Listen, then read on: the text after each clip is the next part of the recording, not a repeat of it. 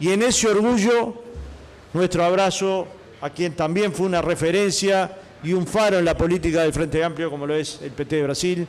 Así que bienvenida a Gleicia del Uruguay y siéntese en su casa, porque esta es su casa. Bienvenida.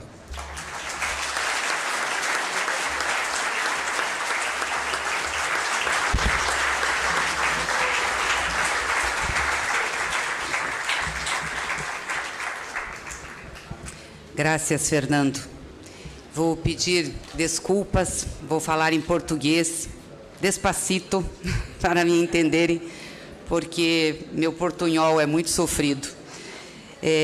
Mas queria saudar-te, Fernando, presidente da Frente, agradecer a recepção e estar aqui nessa casa, saudar também ao Pablo, que compõe essa mesa, que responde pelas relações internacionais da Frente Ampla, saudar muito especialmente o nosso presidente Pepe Mujica, que está aqui. Para mim é uma grande honra, uma grande deferência. E também saudar outra referência da luta feminina e feminista, que é a Lucia Topolansky. Prazer imenso estar aqui com vocês.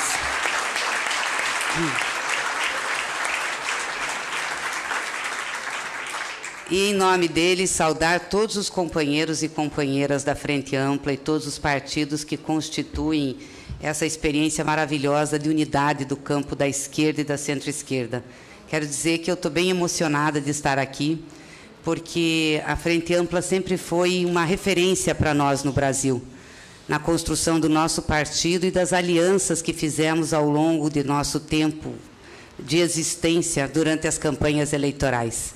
E nós sempre olhávamos aqui dizendo, um dia nós vamos construir algo parecido e semelhante.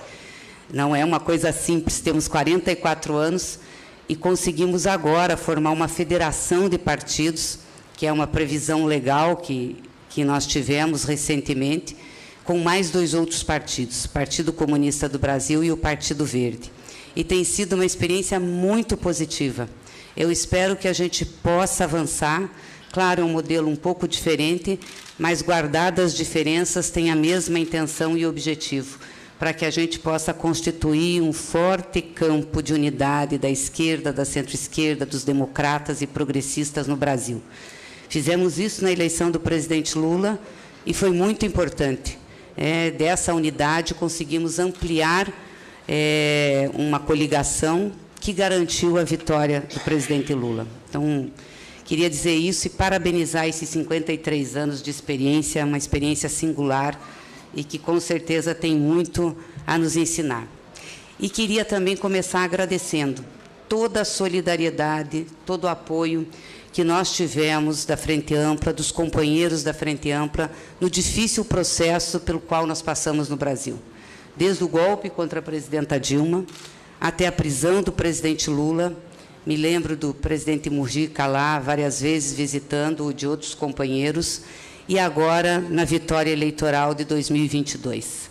Essa solidariedade e esse apoio internacional, e principalmente aqui dos companheiros, foi fundamental para que a gente pudesse enfrentar o processo de desconstrução do nosso país e a extrema-direita. Então, muito obrigada a todos e a todas vocês que estiveram do nosso lado durante todo esse período.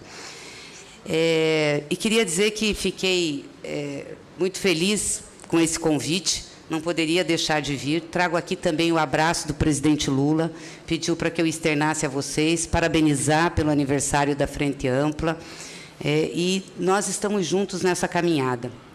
Eu recebi um documento da Frente Ampla do Pablo, que tem alguns trechos da declaração de Constituição da Frente, fala dos princípios, e tem um trecho que é muito interessante porque mostra a atualidade do movimento que vocês fizeram em 1971. Diz o seguinte: se gestou en la lucha del pueblo contra la filosofía fascistizante de la fuerza. E essa união, por sua essência e por sua origem, por tener al pueblo como protagonista, ha permitido agrupar fraternalmente a los colorados e blancos, a democratas cristianos e marxistas, a homens e mulheres de ideologias, concepções religiosas, filosofias diferentes, a trabalhadores, estudantes, docentes, sacerdotes e pastores, pequenos e medianos produtores, industriais e comerciantes, civis e militares, intelectuais, artistas, em uma palavra, a todos os representantes do trabalho e la cultura, a los legítimos voceros de la entranha misma de la nacionalidade, porque é um movimento profundo que enraiza com as puras tradições do país, que recorre e venera as construções que vienen del fundo de la história e tiene simultaneamente claros objetivos para alcançar um porvenir venturoso, ciente que su vertiente mais honda lo enlaça de la esclarecida, insubornable e combatiente gesta del artiguismo. É impressionante a semelhança com a conjuntura que nós temos hoje. A luta que nós estamos travando contra a extrema-direita, não só na região, mas em todo o mundo, e a necessidade de unir a todos os progressistas e democratas em torno de um programa democrata, progressista, popular e soberano. Então, nós estamos enfrentando essa luta. 53 anos depois, a atualidade do que são os princípios ou do que é a declaração dessa Constituição é muito impressionante. E essa é a luta também que estamos fazendo no Brasil e, portanto, como disse Fernando aqui, temos que fazê-la de forma regional, né? E é por isso que nós estamos aqui numa torcida grande, né, para que a Frente Ampla volte a governar o Uruguai. Não só torcida, queremos nos colocar à disposição. Partido dos Trabalhadores, das Trabalhadoras, como um partido irmão da Frente Ampla, quer estar junto para ajudar a chegar a essa conquista. Achamos de extrema importância. Nós já tivemos uma experiência muito positiva de governos conjuntos, né? Quando governamos com o presidente Lula, a presidenta Dilma, Tabarés Vázquez e presidente Mujica. E foi um período de grandes conquistas e de grandes avanços para os nossos países, para os nossos povos e para a unidade política também. Então, para nós, repetir isso vai ser muito importante. E tenho certeza que essa proximidade, né, entre PT, Frente Ampla, o que pensa o presidente Lula, o que vocês estão construindo aqui, vai ser fundamental, tanto para o Uruguai como para o Brasil. E a gente tem que pensar nesse desenvolvimento de forma conjunta, num jogo sempre de ganha-ganha. Nós estamos passando no Brasil por um momento muito especial, que é um momento de reconstrução do país. Desde o golpe da presidenta Dilma, nós enfrentamos 2 governos que tinham como objetivo reduzir o Estado, retirar os programas sociais, os investimentos e colocar o Estado apenas a serviço de interesses do liberalismo, do capital e não do seu povo. Todos os programas que nós construímos durante as 2 gestões de Lula, mais a gestão de Dilma, foram praticamente destruídos, com exceção do Bolsa Família, que só não foi por uma questão política, de utilização política, quando eles sentiram que retirar esse programa retiraria também apoio político da sociedade, mas desconfiguraram o programa. Então, esse primeiro ano de vitória do Lula, e foi uma vitória difícil, não foi fácil, porque a extrema-direita no Brasil e no mundo, tem base popular, tem apoio popular, tem organização popular, se dedica a isso, diferente, inclusive, das direitas liberais, né, que terceirizavam um pouco essa organização, a extrema-direita se dedica a isso. Então, foi uma campanha difícil, com uma disputa difícil, e nós estávamos disputando com quem estava sentado na cadeira da presidência da República. Os gastos antes das eleições do governo brasileiro foram exorbitantes. É uma coisa que deixou desestruturado o orçamento, fizeram de tudo para ganhar.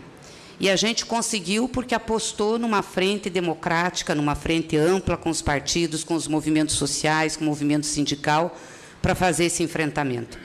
Mas ganhamos e pegamos o Estado destruído.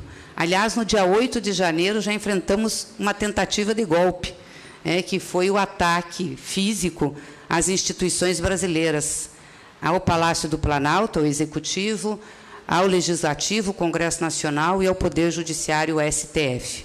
Isso está sendo objeto de investigações, de prisões, de enfrentamento, e tem que ser com muita firmeza. Não pode ter para golpista nenhuma condescendência. Não podemos permitir que tenha nada que lhes tire o dever de responder pelo que fizeram. Porque, se nós não fizermos isso, a gente estará colocando em risco a democracia. A democracia brasileira estará influenciando em toda a região. Mas, enfim, esse ano foi um ano de reconstrução das políticas sociais e também de retomada do desenvolvimento econômico. O presidente Lula se concentrou em colocar de pé todos os programas que nós tínhamos construído ao longo dos quase 14 anos de mandato de gestões do PT. E conseguiu fazer isso.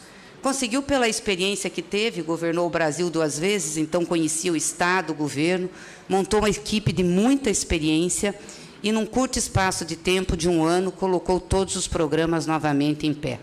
É claro que alguns programas ainda vão ter resultado à frente, principalmente os relativos a investimentos.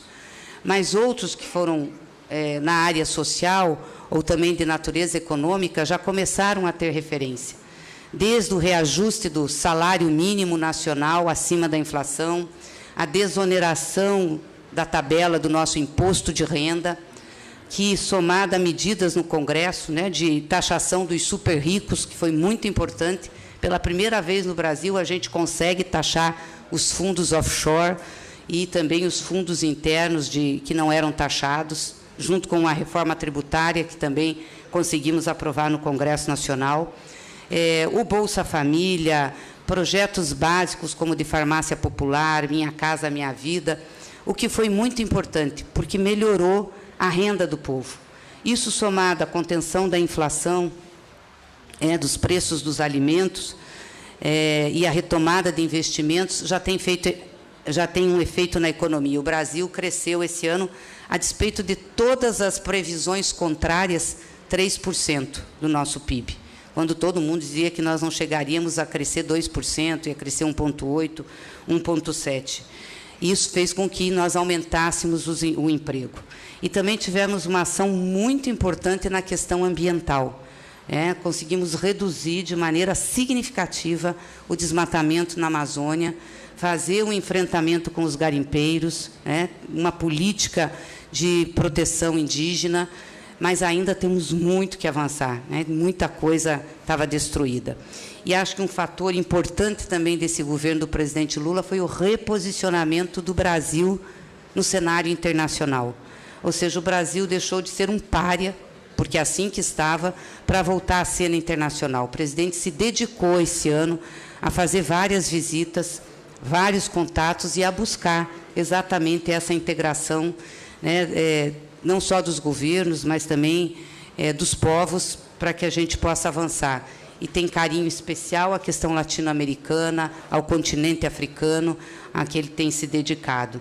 Então, eu diria que a gente teve avanços importantes no Brasil, nesse curto espaço de tempo. Mas é óbvio que com muitas dificuldades. Nós elegemos o presidente Lula e não conseguimos eleger uma bancada no Congresso Nacional que pudesse nos dar respaldo para as mudanças e votações de projetos que a gente precisa. O presidente Lula fez, no primeiro turno, quase 49% dos votos, indo em primeiro lugar para o segundo turno, mas nós não conseguimos fazer, enquanto federação, 12% dos votos para o parlamento. Aqui há uma diferença muito grande com vocês. Vocês conseguem fazer mais ou menos o mesmo percentual da votação de presidente com a votação de parlamentares, pelo sistema eleitoral que vocês têm, que é diferente do nosso. E nós vamos ter que avançar nisso, porque hoje a gente tem um Congresso extremamente conservador, em que nós temos uma queda de braço a cada votação, uma negociação diferenciada. E isso torna as coisas mais difíceis. Além do mais, a direita ou a extrema-direita também está resistente, também mostra resiliência. Ou seja, mesmo com esses avanços do governo, a extrema-direita continua com um percentual de apoio popular que é impressionante, né? Cerca de 38% a 40%. É muito apoio, e eles trabalham sistematicamente. Apesar de tudo que aconteceu e de tudo que fizeram, do envolvimento do Bolsonaro em escândalos de joias, do 8 de janeiro, da tentativa de golpe, agora, mais recentemente, descobriu-se o aparelhamento da Agência de Inteligência Brasileira pela família Bolsonaro. Eles estavam fazendo investigações de políticos, de empresários, de pessoas, enfim, tinham formado uma polícia secreta, uma Gestapo. Então, apesar de tudo isso, ainda mantém e faz uma disputa ofensiva, né? E eu acho que isso tem que dizer muito para nós, que não basta a gente colocar os programas e os projetos de governo para a população. Nós temos que fazer a disputa política cotidiana sobre o projeto que nós defendemos para os nossos estados.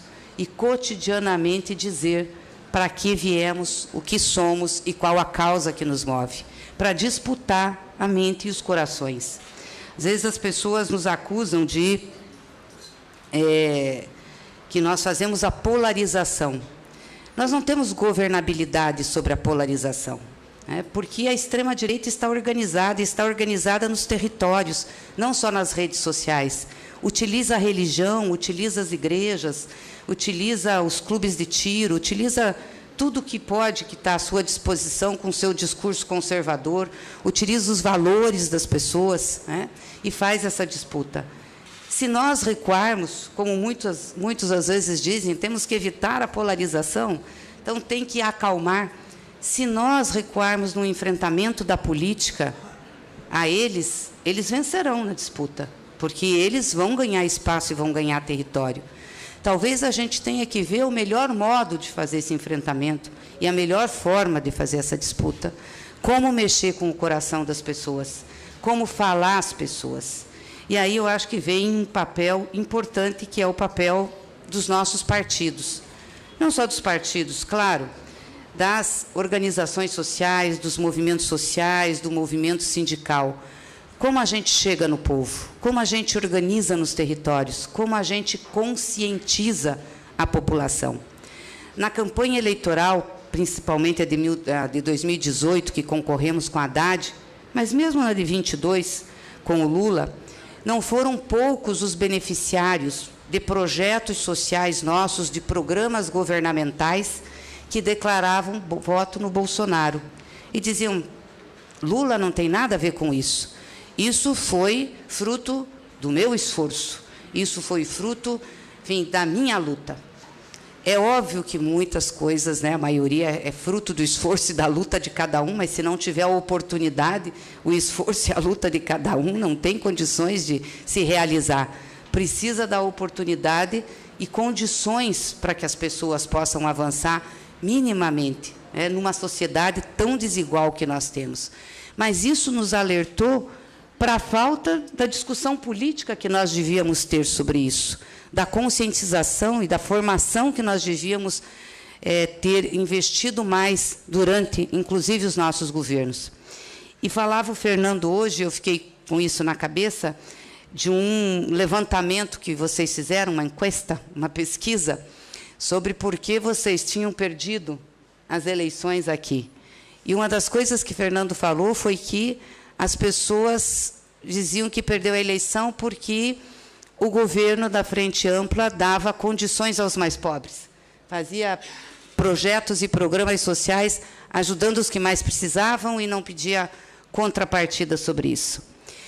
Isso é uma cabeça de elite que se espalha na população, porque a elite faz a disputa cotidiana, ideológica das suas ideias, seja através dos meios de comunicação que tem, da estrutura que tem e sabe usar isso.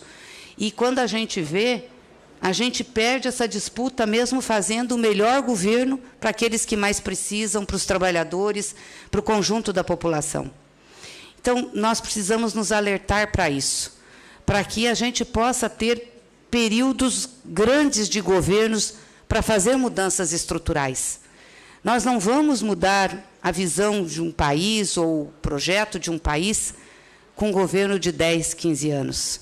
Não faz tendência histórica, nem segura a ofensiva deles. Nós precisamos de fôlego para ter governos desse campo da política que durem mais de 25, 30 anos, porque eles governam os nossos países há muito tempo, com a sua ideologia, com os seus interesses, com as suas formas de ver o Estado, né? E o Estado não é neutro, o Estado tem lado, foi formado, né, para ter lado. Então, a gente tem que disputar também o Estado e disputar a visão das pessoas. Então, acho que os partidos como o nosso, claro, a Frente Ampla tem muito mais experiência que nós, o PT tem 44 anos, é mais jovem. Aliás, eu acho que os dois são jovens do ponto de vista da perspectiva histórica da luta política, mas com muita experiência. Mas vocês aqui têm mais experiência e vivência nisso, mas nós estamos conscientes que temos que retomar fortemente a organização popular nos territórios. Não basta apenas sermos um partido formal, com os seus diretórios, né, com os seus endereços formais, voltado para as disputas eleitorais. Não, nós não podemos perder aquilo que foi a maior riqueza, no caso do PT, da nossa fundação, que nasceu exatamente da luta popular, da luta sindical, da luta dos movimentos sociais, e isso não pode se perder. Então, nós temos esse desafio.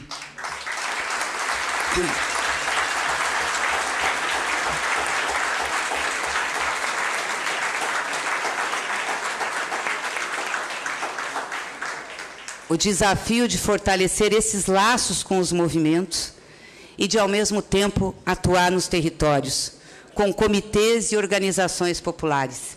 E o desafio, além da organização, de levar a formação política. Nós não podemos prescindir de formação política. A formação política é fundamental para a disputa política que nós travamos, que não é só a disputa eleitoral, mas é uma disputa de hegemonia de um pensamento e de um projeto diferenciado no seio das nossas sociedades. Acho isso muito importante e é um desafio. Não é algo simples, não é algo fácil. Eu acho que nós temos que, nessa integração, nessa vivência, trocar muita experiência para que a gente possa fazer essa construção junto. Por último, essa integração regional. Não só a integração dos governos, dos mecanismos formais, que são importantes, como nós temos o Mercosul, a ALAD, enfim, temos tantos organismos, e o presidente Lula tem um carinho muito grande por isso, né? Desde que ele foi presidente a primeira vez, ele se voltou muito para fortalecer essas instituições, e essa relação com os países, com os povos. Então, isso é muito importante, e eu acho que, claro, para o desenvolvimento do Uruguai, do próprio Brasil, a chegada da Frente Ampla ao governo vai ser fundamental para a gente fortalecer. Vamos ter que enfrentar aí um problema com a Argentina, que vai jogar contra nós, mas nós vamos ter que enfrentar e não deixar enfraquecer o Mercosul, o Parlasul, enfim, essas organizações, mas também a integração dos nossos povos, da luta que nós fazemos conjunta.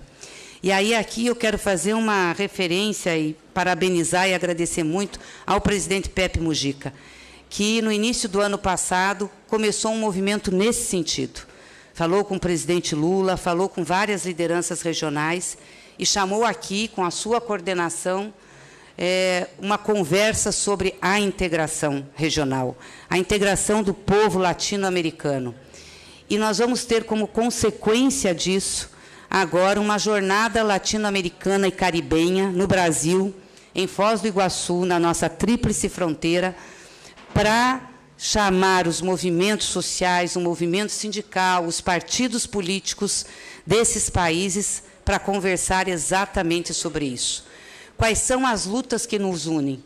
Nós temos que ter um conjunto de causas que nos unem. Não podemos cada um sair falando algo.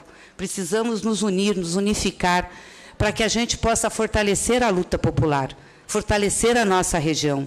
E fortalecer, portanto, e impor, por isso não, mas com isso, né, forçar os governos que ainda não estão com essa visão de integração ao fazerem. precisamos nos fortalecer perante o mundo. Eu acho que isso é muito importante e, com certeza, tem uma disposição muito grande nossa e uma disposição muito grande do presidente Lula. E essa articulação conta com os movimentos sociais, com os movimentos sindicais, tem um protagonismo importante do MST, que é o Movimento dos Trabalhadores Sem Terra do Brasil, o maior movimento social organizado nosso hoje, e eu tenho certeza que vai ser um passo importante para a gente retomar essas discussões que ficaram lá atrás, depois que os nossos governos, que nós deixamos os governos dos nossos países. Então, eu queria agradecer muito essa oportunidade de estar aqui, agradecer mais uma vez a solidariedade que vocês nos deram e dizer que conte conosco, contem com o governo do presidente Lula, contem com o Partido dos Trabalhadores e das Trabalhadoras, nós estamos nessa caminhada junto com vocês. Viva a Frente Ampla, viva a unidade dos nossos povos.